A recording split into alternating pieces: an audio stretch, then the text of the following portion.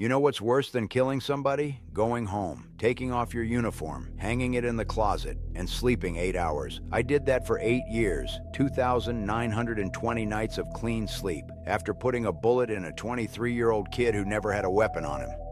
You want to know what kind of man can do that? You're looking at him. My name is Douglas Perry. Doug, mostly. Some guys in here call me Sarge, but they don't mean it like a compliment. I'm 76 years old. I've been in Trenton State for 14 years. Got one more to go.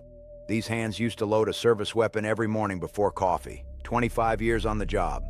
Now I drop a plastic spoon at lunch and the kid next to me has to pick it up. The arthritis got me about 6 years in. I was a Newark detective, narcotics, 18 years in the unit. I had a chest full of commendations in a shoebox my ex-wife threw in the trash in 2003. I had a partner who I'd have taken a bullet for. I had a son who used to wear a little plastic badge and follow me around the kitchen. And one Tuesday night in October of 1997, I became the kind of cop I spent my whole career saying didn't exist. I grew up in the Ironbound, East Newark. Portuguese on one side of the street, Italian on the other. My family stuck somewhere in the middle.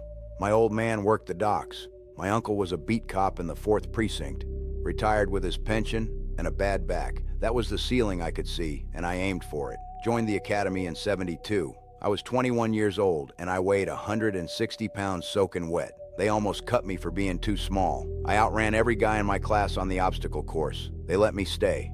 I made detective in '83, narcotics in '85.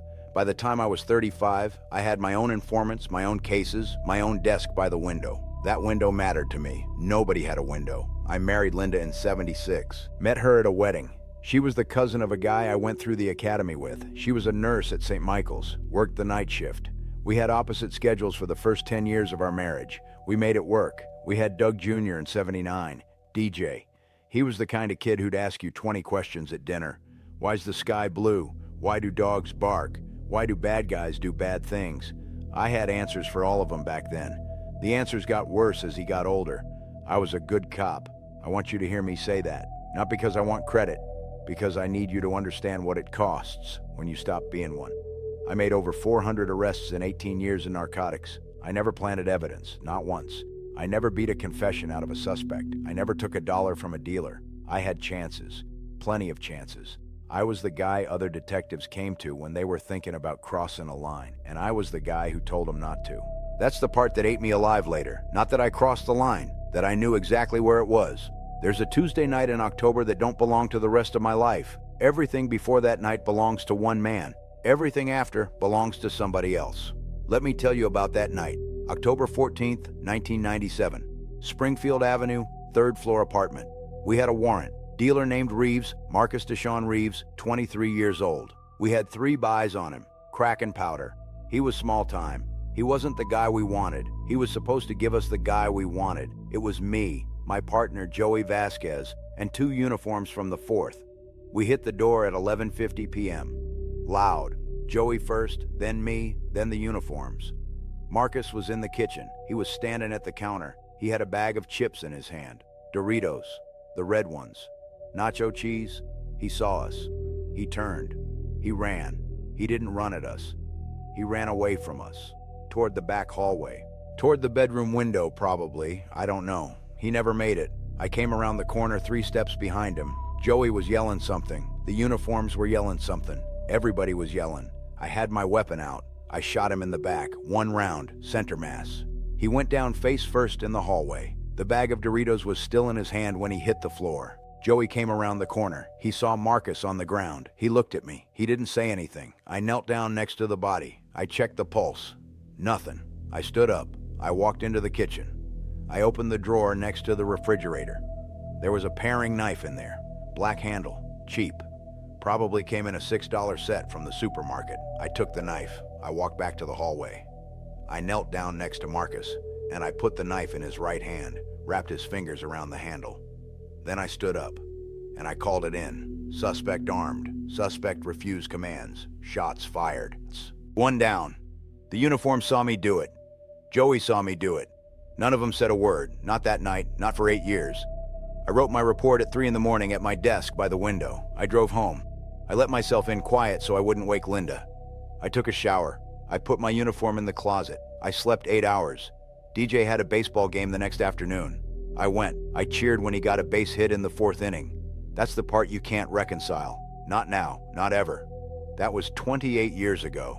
You want to know how a lie gets discovered after 8 years of clean sleep? A camera nobody knew about. There was a bodega across the street from that apartment building. The owner had a security camera pointed at his front door. The camera also caught, by accident, just by angle, the sidewalk and the front of the building across the way. He kept the tape for 8 years. Not because he knew anything, just because he was the kind of guy who didn't throw stuff out. In 2005, his nephew got jammed up in a different case. The nephew's lawyer was digging through old footage looking for something else. He found me. He found the timestamp. He found Marcus walking into that building with his hands at his sides. No knife, no weapon, nothing. 12 minutes before we hit the door. The internal investigation took 11 months. I lied through every interview. Joey lied through every interview. The 2 uniforms lied through every interview. We held the line until one of the uniforms, a kid named Bobby Castillo, 29 years old, 2 kids at home, couldn't hold it anymore. He told the truth on a Wednesday morning in August. 8 years. One Wednesday morning. The whole thing came apart. Linda left me before the trial even started. Took the house, took the car, took whatever was left of the pension. She didn't yell. She didn't cry in front of me. She just looked at me one night across the kitchen table and said, "Doug, I don't know who you are." And then she packed a bag. DJ stopped taking my calls in 2006. He's 46 years old now. He's a high school history teacher in Pennsylvania. He's got 2 kids of his own. I've never met him. His daughter's name is Hannah. I know that because Linda's sister sent me a Christmas card one year by mistake. Joey Vasquez died in 2011. Heart attack. He was 63. He never spoke to me again after the indictment. The department I gave 25 years to, they cleaned out my locker, took my badge number out of the rotation, and pretended I never existed. Nobody from the unit ever wrote me. Nobody. 14 years in here, you want to know how many visits I've had? 0. Not Linda, not DJ, not Joey before he died, not one cop from the 4th precinct. 0. But I get letters. One person writes me. 2, 3 times a year, always around the same dates. October 14th, Marcus's birthday in March, and Christmas. Cheryl Reeves, Marcus's wife, widow. They'd been married 14 months when I shot him. She was 21 years old. She always asked the same question. Different words, same question. Why did you put a knife in my husband's hand? I've never written back. I don't know what to say. No, that's not true. I know exactly what to say. I just can't put it on paper.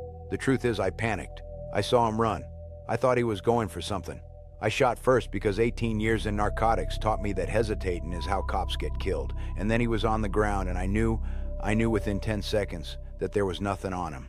And I had a wife and a kid and a pension and 25 years on the job. And I had a paring knife in a drawer 6 feet away. That's the answer. Cheryl, if you're watching this, that's the answer to your question. I'm sorry it took me 28 years to say it out loud. She was 21. She's 49 now. Same number of years between us. People hear ex-cop in prison and they think they know the story. They think it's going to be guards looking the other way, special treatment, easy time. Let me tell you what 14 years looking the other way is. The guards don't talk to me. Not hello, not how you doing, not step back from the door. They just point. 14 years of pointing. The other inmates don't fight me. They don't have to. They just don't see me. I sit at a table at chow. The table empties out. I walk into the yard. A circle opens up around me. I'm in a room full of 300 men, and I'm by myself. I haven't had a conversation longer than 10 words in maybe 4 years. I'm not exaggerating. 4 years. You know what the worst part is? It's not the silence.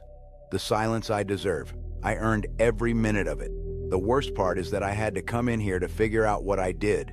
For 8 years on the outside, I told myself a story. The story was, he ran, I had to make a call. The call had bad optics. I covered it. Bad optics. That was the phrase I used in my own head. Bad optics. Marcus DeShawn Reeves was 23 years old. He had a wife. He had a job at a car wash on Frelinghuysen Avenue. He had a mother who worked at a hospital. He had nacho cheese Doritos in his hand. He was small time. He was scared. He ran because he was scared. And I shot him in the back and I lied about it for 8 years and I slept fine. You know what kind of man can do that? A man who built his whole life on being the good guy. A man who needed so bad to be the good guy that he couldn't survive being anything else. So he just rewrote it. in his head, until it fit. I wore a badge for 25 years and I told myself it made me one thing. Then one Tuesday night I found out the badge was just cloth, and I was just a man with a gun and a story to protect. I'm not looking for forgiveness. I'm not asking you to feel sorry for me. I'm asking you to understand something simple. The worst men in the world don't know they're the worst men in the world. That's how they sleep.